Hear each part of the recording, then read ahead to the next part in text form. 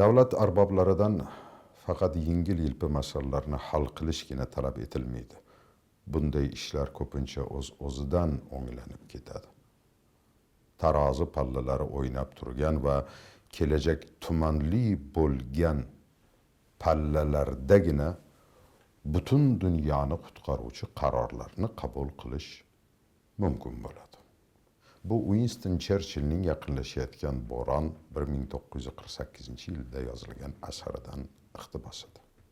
Aynan mana shu iqtibos meni qattiq o'ylantirib qo'ydi va o'ylantirib qo'ygan ondan boshlab vatan taqdiri haqidagi havasaki mulohazalarimni ochiqcha gapirish kerakligini gapirganda ham gapni boricha va vijdonan gapirish zaruriyati vujudga kelganini angladim.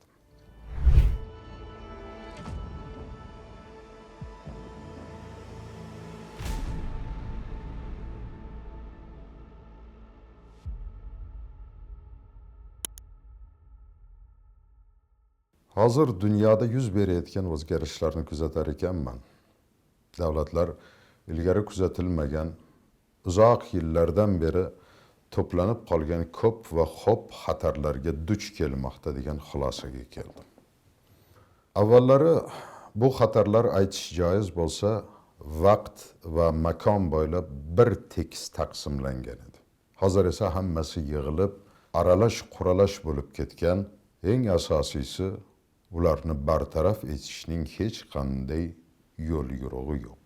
Bunda ichki barqarorligi mazkur global jarayonlar ta'sirida atayin yimrilayotgan davlatlar eng qaltis vaziyatga tushib qoladi.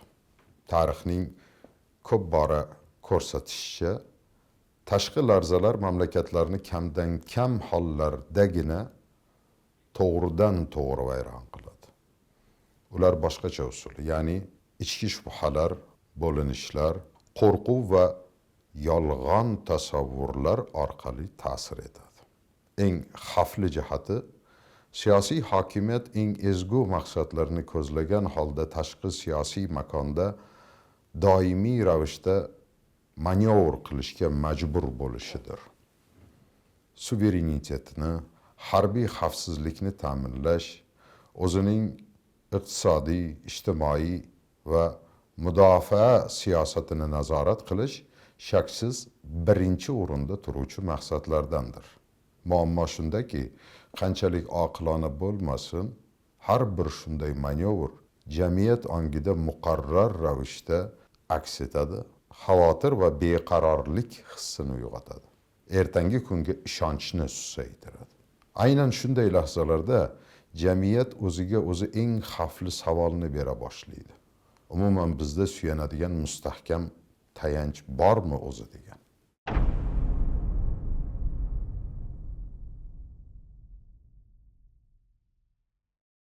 Dunyo global miqyosda chuqur qayta formatlash bosqichiga kirdi. Yuz berayotgan hodisalarni qancha uzoq kuzatsam, shuncha aniq tushunyapmanki, gap qoidalarga tuzatish kiritish yoki alohida institutlarni moslashtirish haqida ketmayapti. Bizning ko'z o'ngimizda dunyoning yangicha tartib qoidalari loyihalashtirilmoqda. Xalqaro munosabatlarda Vestfal tizimi tamoyillariga asoslangan eski dunyoviy tartibot deyarli 300 yil mobaynida unga rioya qilib kelindi. U o'zining ichki qarama-qarshiliklariga qaramasdan nisbatan tushunarliroq bo'lib, yuz berajak hodisalarni oldindan taxmin qilish mumkin edi. Uning asosiy mazmuni davlatlarning suverenitetini, rasman teng huquqliligini va butun tizimning barqarorligini ta'minlash uchun kuchli davlatlarning o'z ixtiyori bilan o'zini o'zi tiyib turishidan iborat edi. Mazkur modelning tarixiy resursi tugaganligi bugun ma'lum bo'lib qolmoqda. Shunday payt keldiki, yetakchi davlatlar iqtisodiy, harbiy va texnologik kuch markazlari o'z-o'zini tiyish va strategik toqat siyosatidan charchadi. Kuchsiz davlatlar shunga mos imkoniyatga, mas'uliyatga yoki global barqarorlikni ta'minlashga qo'shadigan ulushga ega bo'lmagani holda xalqaro huquqni va rasmiy teng huquqlilikni ro'kach qilib, borgan sari ko'proq teng huquq va kafolatlarni talab qila boshladilar. Vaqti soati yetib dunyo poytaxtlarida bo'ldi yetar degan yashirin ammo jamoaviy qaror qabul qilindi. Bunday o'zgarishlar 21-asr uchun noyob hisoblanmaydi. Tarixda bunga o'xshash hodisalar ko'p bo'lgan. Birinchi jahon urushidan keyin Vena tizimining tugashi, Versal tartibining barbod bo'lishi, Yalta Potsdam arxitekturasini buzilishi, bularning bari kuchli davlatlarning bir xil. Bundan bu yog'iga avvalgi qoidalar ishlamayapti, status kvoni saqlab qolishga urinish esa tartibsizlikni battar kuchaytiradi degan fikrga kelinishidan boshlangan. Har gal toqatsizlik birdaniga bir onda yuz bermagan. Inqirozlar zanjiri, lokal to'qnashuvlar, avvalgi taqiqlarni namoyishkorona buzish orqali asta sekin namoyon bo'lgan. Ta'kidlash joizki, shu yerda ham men bugungi voqealar bitta davlatning irodasi bilan bo'lmayotganiga, bitta yetakchining impulsiv reaksiyasi emasligiga atayin urg'u beryapman. Bu qarorga dunyo tizimi bir necha 10 yillar davomida keldi. Ayniqsa oxirgi 20 yilda harakatlar g'oyat tezlashib ketdi. Aynan shu ma'noda Donald Trumpning tashqi siyosat yo'nalishida qilayotgan hozirgi ishlarini siyosiy anomaliya deb bo'lmaydi. Bu faqat Trumpning siyosati emas. To'g'rirog'i, bu G'arb siyosiy establishmenti aksariyat qismining allaqachonlar shakllangan strategik niyatini amalga oshirish shaklidir xolos. Bu holatda Donald Trump avvaldan ekspertlarning hisobotlari va norasmiy konsensuslar shaklida mavjud bo'lgan narsalarni oshkor etuvchi va institutsionallashtiruvchi rolini o'ynab beryapti xolos. Dunyo tartiboti o'zgarishining asl arxitektorlari tarixiy davrlar miqyosida fikrlovchi, tomiri suvga yetgan siyosiy, moliyaviy va strategik davlatlarning vakillari hisoblanadi. Aynan ular universal toqat davri tugadi. Yangi tartibot esa tenglik haqidagi balandparvoz gaplarga emas, real imkoniyatlar iyerarxiyasiga asoslanishi kerak degan xulosaga kelishdi. Global kuchning birinchi davrasidan tashqaridagi davlatlar uchun bu alamli bo'lsa-da, o'z mavqeini hushyorlik bilan qayta ko'rib chiqish zarurligini bildiradi. Kuchlilar qoidalarni yangidan yozayotgan dunyoda xom xayollarga berilish zaiflikdan ham xavflidir. O'z-o'zini aldash esa har qanday tashqi bosimdan ko'ra qimmatga tushadi.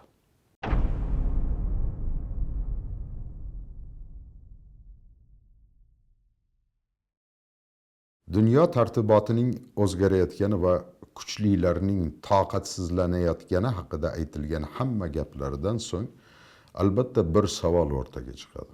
Global kuchning birinchi davrasiga kirmaydiganlar nimaga suyanishlari mumkin? Men borgan sari ko'proq jahon siyosatining odatdagi xaritasi, amaldagi xaritasi boshqa ishlamayapti degan xulosaga kelyapman. Atrofida o'nlab yillar davomida strategiyalar, ittifoqlar qurilgan va ziddiyatlar kelib chiqqan geosiyosatning sharq-g'arb o'qi asta-sekin shimol-janub yo'nalishiga ko'chmoqda.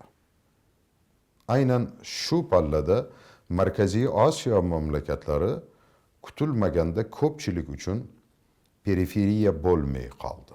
Yaqinlargacha ulkan jarayonlarning foni sifatida qarab kelingan mintaqa asosiy geosiyosiy aktorlarning manfaatlari kesishadigan markaziy nuqtaga aylanib borayotganligi tobora aniq namoyon bo'lyapti. Kuchlilar eski qoidalarni bekor qilayotgan bugungi dunyoda geografiya avvalgidek ikkinchi darajali emas. Bir onda birinchi darajali omilga aylanadi. Oxirgi 10 yilda Markaziy Osiyoda ilgari dargumon bo'lgan hodisalar yuz berdi. Mintaqa davlatlari regionalizm haqidagi romantik tasavvurlar va tashqi shiorlarning ta'siri tufayli emas, dunyo o'ta noaniqlik davriga kirganini va unda yakka omon qolib bo'lmasligini yaxshi anglaganlari tufayli siyosiy jihatdan yaqinlasha boshladi. Mintaqa mamlakatlarining iqtisodiyoti bir-biridan ancha farq qiladi. Lekin barcha nomuvofiqlarga qaramay, olg'a qarab umumiy mintaqaviy harakat yuzaga kelayotganligi tobora yaqqorroq namoyon bo'lyapti. Bu harakat ehtiyotkorlik bilan qilinayotgan pragmatikroq, goho ziddiyatli, ammo ortga qaytmas harakatdir. Unda ham geografiya mantig'i namoyon bo'lmoqdaki, unga ko'ra qo'shnilar tanlanmaydi. Manglayiga, peshonasiga yozilgan bo'ladi. Biroq aynan ular bilan birga barqarorlik poydevori qo'yiladi yoki aksincha zaiflik manbai yaratiladi. Qo'shnilar va mintaqaviy bog'liqlik haqida gapirganda Afg'oniston masalasini chetlab o'tib bo'lmaydi. Afg'on masalasi hech qayoqqa g'oyib bo'lgani yo'q. Faqat bugun shaklini o'zgartirgan xolos. Qo'shtepa kanali loyihasi sirtdan infratuzilmaviy tashabbus sifatida ko'rinsa-da, aslida murakkab geosiyosiy o'yinning yangi bir qismiga aylangan. Uning tashqaridan moliyalashtirilishi gap faqat suv haqida emas, ta'siri haqida ham ketayotganini yaqqol ko'rsatmoqda. Markaziy Osiyo uchun suv omon qolishning strategik shartidir. Aynan shu bois vaqti bilan bezovta qilib turadigan suv muammosi yaqin yillarda yanada keskinlashadi. Voqelikning yana bir tomoni ham borki, ko'pincha u haqda sekinroq gapirishni afzal ko'rishadi. Afg'onistonning geografik jihatdan yaqinligi Markaziy Osiyo mamlakatlari jamiyatlariga radikal mafkuraviy ta'sir etish xavfini muqarrar ravishda kuchaytiradi. Bu jarayonlar har doim ham ko'zga yaqqol tashlanmaydi, lekin ular asta-sekin va chuqur kechadi. Jumladan ijtimoiy tarmoqlar, migratsiya, diniy narrativlar, umidsizlik va umid orqali. Bu haqida nimaga gapiryapman? Mintaqaning ba'zi davlatlarida ko'p jihatdan Ukrainadagi 2010-yillardan keyingi liberal islohotlarni yodga soluvchi o'zgarishlar qilishga intilishni kuzatyapman. Shu yerda chuqur tin olishga to'g'ri keladi. Ukraina misolida mamlakat og'ir vaziyatda Yevropaga suyanishi mumkin degan aniq tushuncha bor edi. Faqat harbiy ma'noda emas. Oziq-ovqat xavfsizligi deysizmi, logistika deysizmi, gumanitar yordam masalasida Yevropaga suyanishi mumkin. Ukraina tizimli suv taqchilligiga duch kelmagan, geografik jihatdan Xudo uni yorlaqagan. Biroq Markaziy Osiyo butunlay boshqacha sharoitda yashaydi. Davlatning birinchi va asosiy vazifasi o'z xalqini boqishdir. Yanada ochiqroq aytsam, o'z xalqini ochdan o'lishiga yo'l qo'ymaslikdir. Bu esa bevosita suvga, iqlimga va qo'shni davlatlardagi barqarorlikka bog'liq. Shuning uchun men bir oddiy haqiqatga borgan sari qattiq ishonib boryapman. Islohotlarning barcha modellarini, ayniqsa liberallashtirish islohotlarini turli geografik sharoitlarda bir xil qo'llab bo'lmaydi. Tezlashtirilgan shaklda ular ba'zi samaralarni berishi mumkindir.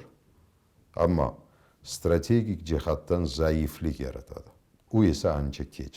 Xatoni tuzatish imkoni qolmagan paytda, g'isht qolipdan ko'chganidan keyingina namoyon bo'ladi. Bu xuddi bir nechta jangda yutib, umumiy urushda mag'lubiyatga uchrash holatiga tushishdek gap. Aynan shu bois Markaziy Osiyoning kelajagi haqida o'ylarkanman. Qachonlardir Napoleon Bonapart aytgan oddiy va qat'iy fikrga to'xtalaman. Geografiya pachakilashib o'tirmaydi, u mavjud. Bu Markaziy Osiyoning barqarorligi avvalo geografik qo'shnilar bilan, undan keyingina boshqalar bilan munosabatlari qandayligiga bog'liq bo'ladi degan fikrning tasdig'idir.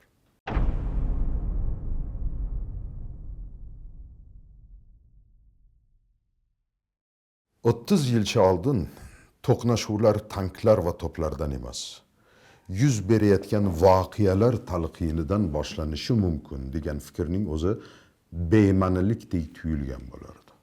Urush deganda ko'z oldimizga qo'shinlar harakati, front chizig'i va harbiy kuch ishlatilishi kelar edi. Bugungi kunda esa ilk zarba hududga emas, idrokka beriladi.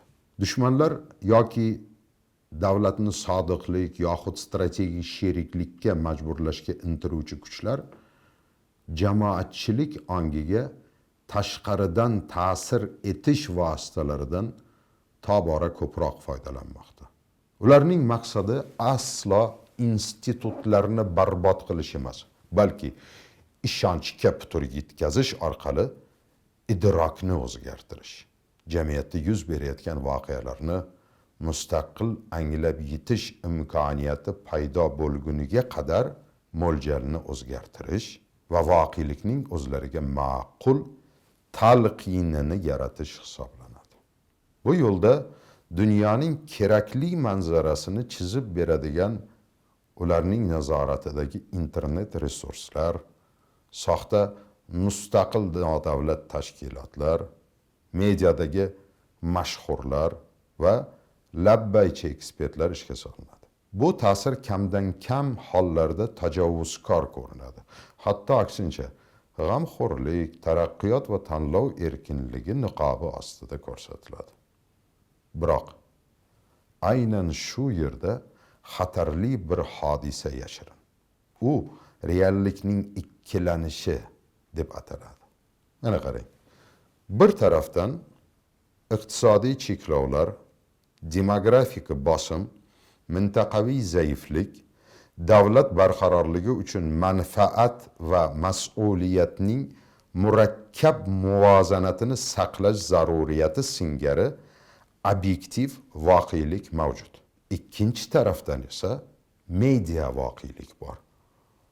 U yo cheksiz qudrat illyuziyasini, biz ya'ni hamma narsaga qodirmiz degan fikrni, yo aksincha chorasizlik hissini, bizgacha hammasi hal qilib bo'lingan, biz hech narsa hal qila olmaymiz degan tushunchalarni singdiradi.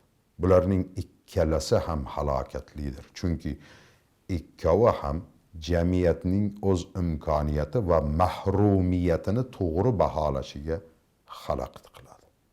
O'zbekiston misolida bu muammo ayniqsa bugun yaqqol ko'zga tashlanmoqda. Mamlakat qizg'in islohotlar, ochiqlik va taraqqiyotning yangi modelini izlash bosqichida turibdi. Bu esa har doim informatsion psixologik ta'sirlarga haddan ziyod beriluvchanlik davridir. Har qanday o'zgarishdan ko'p narsa kutiladi, umid qilinadi. Umid esa tashqi kuchlar xohlagancha talqin qilishi mumkin bo'lgan qulay nuqta hisoblanadi. Jamiyatga bir vaqtning o'zida islohotlar juda tez kechayapti yoki emillayapti. Davlat juda ehtiyotkor yoki aksincha qattiq tavakkal qilyapti degan tasavvurlarni singdirish mumkin bu paytda. Bundan maqsad haqiqatni ko'rsatish emas, ichki tayanch hissiga putur yetkazishdir. Strategik fikrlashning hissiy reaksiya bilan almashib qolishi katta xavf tug'diradi doim. Media voqelik yagona haqiqat deb qabul qilina boshlaganda, jamiyat xolis tahlil qayerda tugab, singdirilgan talqin qayerdan boshlanishini ajrata olish qobiliyatini yo'qota boshlaydi. Bunday sharoitda davlat o'z suverenitetining belgilarini nomigagina saqlab qoladi. Ammo ichki dezorientatsiya ta'sirida o'z mustaqilligini, ya'ni mustaqil subyekt sifatidagi xususiyatni asta-sekin yo'qotib boradi. Bu o'rinda 20-asr tarixi aniq, ravshan saboq bo'lishi kerak barchaga. Davlatlar ko'pincha iqtisodiy jihatdan zaif bo'lgani uchun emas, o'zlarini, o'z resurslarini, zaif tomonlarini, tarixiy tajriba va geografik holatini adekvat idrok eta olmay qolganliklari tufayli mustaqilligini yo'qotgan. Aynan o'zining haqiqiy ahvolini to'g'ri idrok etish xususiyati yo'qolganidan so'ng har doim siyosiy halokatlar yuz bergan. Transformatsiya bosqichidagi ko'plab mamlakatlar singari O'zbekiston uchun ham eng muhim sinov yoki bu tashqi orientirlar o'rtasidagi tanlov emas, haqiqiy ma'nodagi ichki mustaqilligini saqlay ola bilishidir.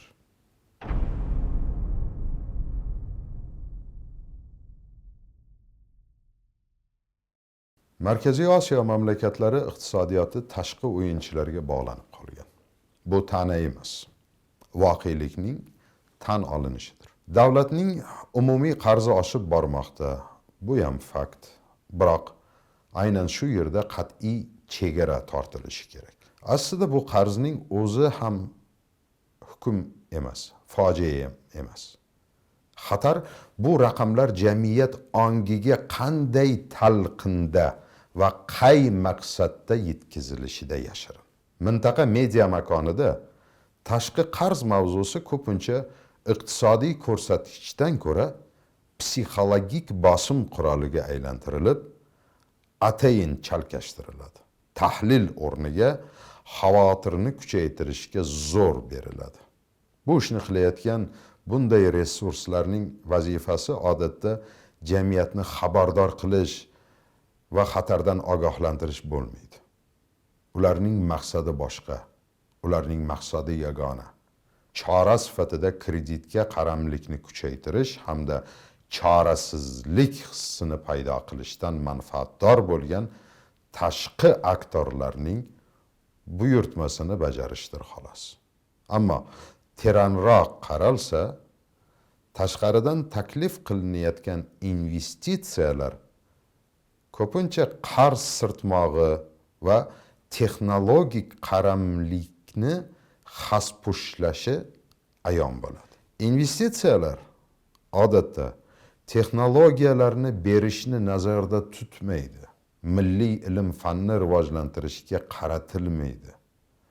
Mamlakatning o'z ilmiy, texnologik va harbiy sanoat tadqiqotlari uchun asos yaratmaydi. Aksincha, ular mamlakatning iste'molchi sifatidagi rolini mustahkamlaydi.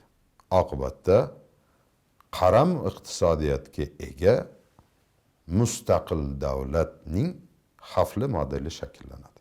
Rasman suveren, lekin o'z taraqqiyot yo'lini mustaqil belgilash imkoniyatidan mahrum davlat.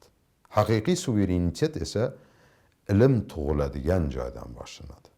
Faqat ilm, fan va texnologiyalarning rivojlanishi, o'z intellektiga sarmoya tikish va o'z ishlab chiqarish zanjirlarigina barqaror, ulkan va haqiqiy mustaqil iqtisodiy o'sishni ta'minlay oladi. Shu bilan birga, bugungi kunda iqtisodiyot masalasi faqat xo'jalikka xos bo'lib qolmay, borgan sari xavfsizlik masalasiga ham aylanib borayotganini ta'kidlashim kerak. Eng zarur nozik texnologiyalarga ega bo'lmagan iqtisodiyot mudofaa sohasida qaramlikni keltirib chiqarishi muqarrar. Mana shunday sharoitda milliy harbiy sanoatni va harbiy iqtisodiyotni rivojlantirishga ustuvor ahamiyat qaratilishi shartligi ayon bo'lyapti. Dunyo mojarolar va ta'sir doiralarini bo'lib olish o'rtasida turgan bugungi kunda o'z mudofaa sanoatisiz xavfsizlik haqida gapirish o'zini o'zi aldash demak. Ammo shu yerda tushunish uchun yana bir muhim qadamni qo'yish lozim. 21-asrda xavfsizlik uchun zirh va metallning o'zi kamlik qiladi. Avvalo texnologiyalar kerak. Bu yerda ham garchi ko'pincha yetarlicha baholanmasa ham Markaziy Osiyoning strategik ustunligi bor bu sohada. Raqamli muhitga tez moslashayotgan yosh avlod zamonaviy milliy xavfsizlik tizimining ajralmas qismi sifatida mamlakatning o'z kiber qo'shinlarini yaratish uchun juda zo'r imkoniyatdir. Kiber qo'shinlar avvalo tahlilchilar, muhandislar, ma'lumotlarni himoya qilish, sun'iy intellekt va axborot tizimlari bo'yicha mutaxassislardir. Ular davlatni energetika infratuzilmasiga, transport, moliya tizimlariga, suv xo'jaligiga va davlat boshqaruvidagi kanallarga qilinadigan kiber hujumlardan himoya qilishga qodir bo'ladi. Suv, logistika va kommunikatsiyalar Markaziy Osiyo uchun nihoyatda muhim bo'lgan bir sharoitda kiber xavfsizlik geografik xavfsizlikning uzviy davomiga aylanadi. Yana boshqa bir jihat ham bor. Kiber qo'shinlarning yaratilishi nafaqat mudofaa ehtiyoji uchun, balki strategik tiyib turish vositasi sifatida ham muhim ahamiyatga ega. Raqamli qudratga ega davlatning osoyishtaligini tashqaridan buzish juda qiyin. Birgina klavishni bosish bilan hujum qilinishi mumkin bo'lgan dunyoda himoya chegaradan emas, boshqa bir maydondan, kodlar, algoritmlar va kerakli kadrlarni tayyorlashdan boshlanishi kerak.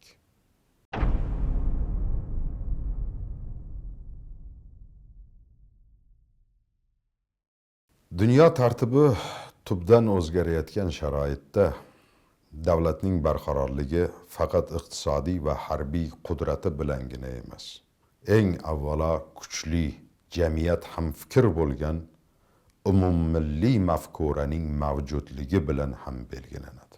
Gap shundaki, hokimiyat ko'pincha jamiyat unga ishonishi uchun mamlakatni iqtisodiy rivojlantirishning o'zi yetarli degan o'y bilan harakat qiladi. Bu aslida go'llik. Bu soddalarcha, masalan, bolani moddiy tomondan ta'minlab qo'ysam bo'ldi, tarbiyasi bilan shug'ullanmasam ham bo'laveradi, u yaxshi odam bo'lib ulg'ayadi deb o'ylash bilan teng. Iqtisodiyot qorinni to'ydirishi mumkin, lekin u nima uchun yashayapmiz va nega qiyinchiliklarga chidashimiz kerak degan savollarga javob bermaydi. Aynan qadriyatlarning birlashtiruvchi tizimi, ya'ni mafkura, ichki tarqoqlikning oldini oladi va tashqi inqirozlarning ta'siriga qaramay jamiyatga subyektlik xususiyatini saqlab qolish imkoniyatini beradi. Nega bu aynan hozir juda ham muhim?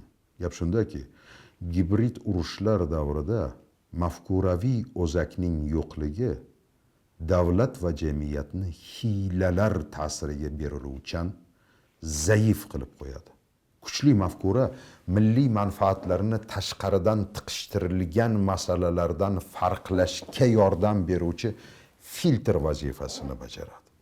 Qanday qadriyatlar asosiga qurilganini bilmagan davlat tashqi nayranglarga osonlikcha laqqa tushadi.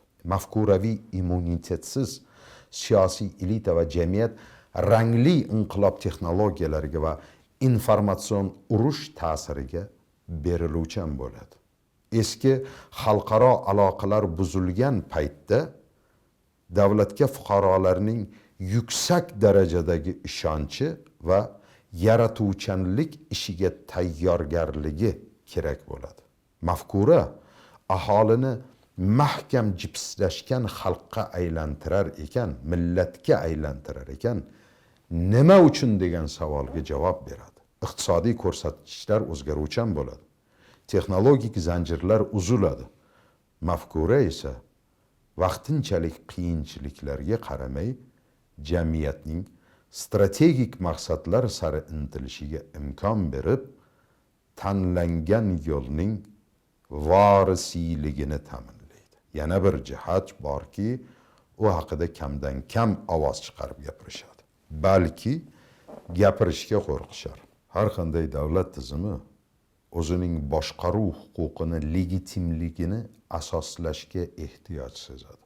Mafkura fuqarolarga nega amaldagi tartib adolatli ekanligini, qabul qilinayotgan qonunlar esa to'g'riligini tushuntiradi. Shunday qilib jamiyatning mafkurasi masalasi nafaqat strategik ahamiyatga ega masala, balki hokimiyatning o'zi uchun ham xavfsizlik kafolati. Ba'zan hatto uning qonuniyligining, legitimligining ham kafolati hisoblanadi. Chunki jamiyat ongi ustidan nazoratning yo'qotilishi birinchi navbatda xuddi o'sha jamiyatning o'zi tomonidan hokimiyatning legitimligiga shubha tug'dira boshlaydi. Mafkuraning mavjudligi juda muhim iqtisodiy o'lchovga ham ega. Masalan, tashkillashtirilgan mafkuraviy ishlar jamoat xavfsizligini ta'minlashga yo'naltiradigan davlat xarajatlarini muqobillashtiradi, ya'ni optimallashtiradi. Axir davlat bugun mafkuraga sarflaydigan pulidan $1 tejab qolsa, 10 yildan so'ng uning o'rniga turmalar qurishga $100 sarflashga majbur bo'ladi. Davlat mafkurasining yo'qligi jiddiy xatarlarni yuzaga keltiradi. Tabarruk joy hech qachon bo'sh qolmaydi. Tushunamizki, agar davlat o'zining mafkuraviy kun tartibini shakllantirishdan bosh tortsa, jamiyatning barcha qatlamlari ongi yot g'oyalar bilan to'la boshlaydi. Jamiyat basirati bo'sh turmaydi.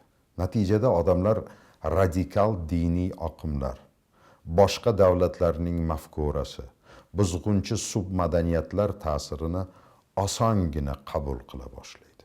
Intellektual elita o'zining mamlakat taqdiriga daxldorligini anglamay, his qilmay qo'yadi.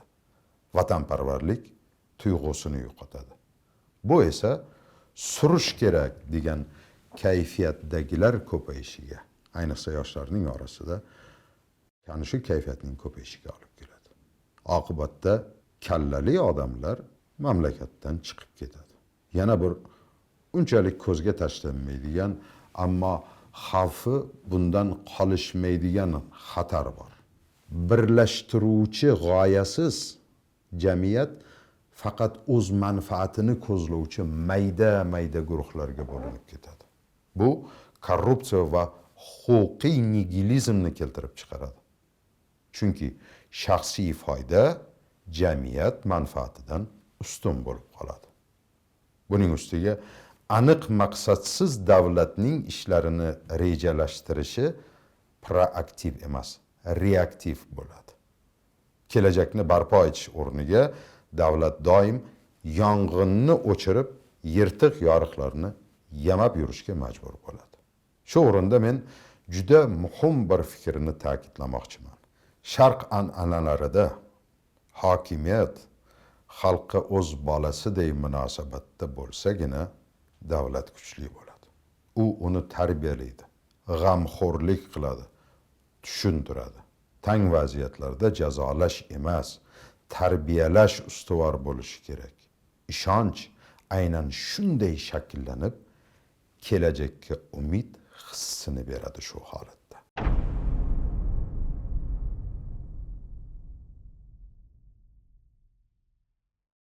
Qancha chuqur o'ylasam shuncha teran anglayapmanki, yangi dunyoda to'g'ri yo'lni qulay yoki ravon emas, yetti o'lchab bir kesilgan yo'lni tanlashga qodirlargina omon qoladi.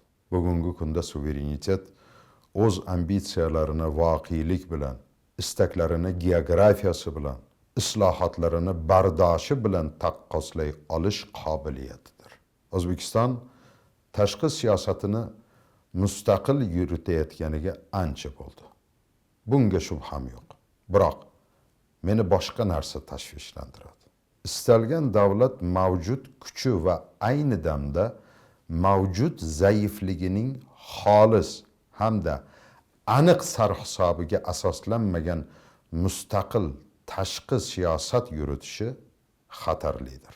O'zining iqtisodiy, texnologik, demografik va mafkuraviy jihatdan kuchli va zaif, birovlardan ustun va birovlarga qaram tomonlarini chuqur anglab yetmagan davlat o'z mustaqilligini improvizatsiyaga aylantirib yuborish xavfi doimo mavjud.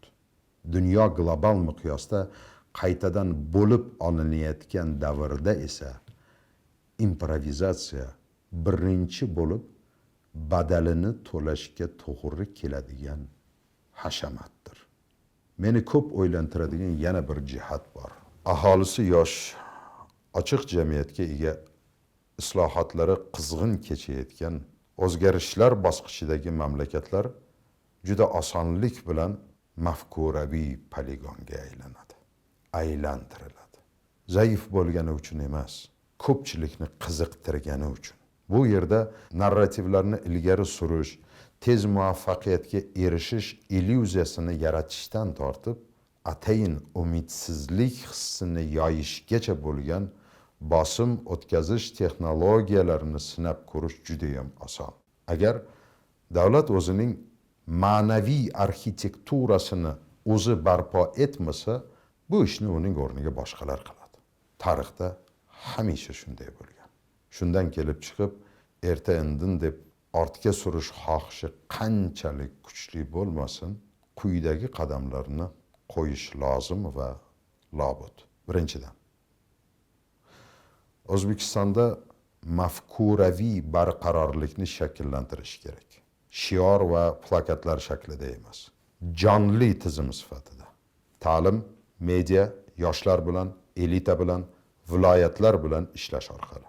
Mafkura bu o'rinda biz kimmiz, nima uchun o'zgaryapmiz, imkoniyatimiz qanday degan savollar atrofidagi ro'yi rost suhbat sifatida namoyon bo'lishi kerak. Ikkinchidan, tashqi siyosat mustaqil bo'lib qolishi, ammo geografiyaga va real salohiyatga qat'iy mos bo'lishi kerak. Nomigagina ko'p vektorli emas, mintaqada chuqur tomir otgan tashqi siyosat bo'lishi lozim. Markaziy Osiyo va yaqin qo'shnilar biz xohlaydigan yo'nalishlardan birigina emas, bugungi mamlakatimiz barqarorligining eng muhim poydevoridir. Buni doim yodda tutish kerak. Uchinchidan, bugungi kunda xavfsizlik faqat armiya va chegaralargagina bog'liq bo'lmay qoldi. Kibermakon, axborot maydoni, jamiyat psixologiyasi yangi front chizig'iga aylandi. Agar ular himoyalangan bo'lmasa, davlat rasman yaxlit, biroq ichidan butunlay mo'rt, kurashish qobiliyati sust bo'lib qoladi. O'z-o'zini aldash juda xavfli bo'lgan sohalardan yana biri iqtisodiyotdir. Texnologiyalarsiz investitsiyalar, bilim bilan qo'llab-quvvatlanmagan kreditlar va ilm fansiz o'sish faqat taraqqiyot illyuziyasini yaratadi xolos. Chinakam mustaqillik o'z bilimlari, o'z ishlab chiqarish zanjiri paydo bo'lgan joydan boshlanadi. Qolgan hammasi afsuski badal to'lanadigan paytni ortga surishdan boshqa narsa emas.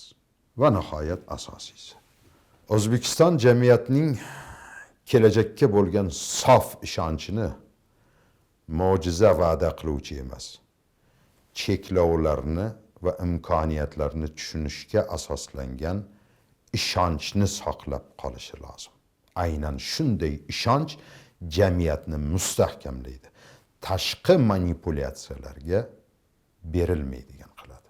Shu o'rinda xayoldan ketkazish qiyin bo'lgan qat'iy xulosaga kelaman. Tarix o'z yo'lini tanlamaganlarga nisbatan shafqatsiz bo'lgan doim. Ammo u o'z yo'lini yuzaki yengiltaklik bilan tanlaganlarga nisbatan ham beshafqatdir. Henry Kissinger oqilona siyosiy tanlov kamdan kam hollarda birgina o'zgaruvchan intuitsiyaga tayanadi. Dono qarorlar tarixiy intuitsiyaga asoslanib, siyosatni, iqtisodiyotni, geografiyani, texnologiyalar va psixologiyani hisobga olishni taqozo etadi deb bejiz yozmagan. Menga tobora aniqroq tuyulyaptiki, bugungi kunda O'zbekiston uchun eng asosiy hayotiy masala aynan mana shu.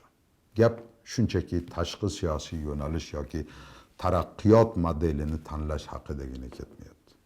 Gap uni biz qaysi jihatdan kuchlimiz, qaysi taraflarimiz zaif, nimalarga tayanishimiz mumkinligini tushunib, adashmasdan tanlay olishga qodirmizmi, yo'qmi, mana shu haqda ketyapti. Ochiq tan olish kerakki, kuchlilar qoidalarini o'ziga moslab qayta yozayotgan dunyoda odatdagi zaiflik pand bermaydi. Kim mo'ljalini yo'qotgan bo'lsa, qayerdaligini va qanday makonda harakat qilayotganini hamda geografiya, iqtisodiyot va tarix uni qanday cheklovlarga duchor qilganini tushunib yetmagan bo'lsa, ana o'shalarni yutib yuborishadi. Yutganda ham yamlamay yutishadi. Zaiflikni hisob-kitob, vaqt va ittifoqlar bilan kompensatsiyalash mumkin. Dezorientatsiyani esa hech nima bilan kompensatsiyalab bo'lmaydi. Omon bo'ling. Assalomu alaykum.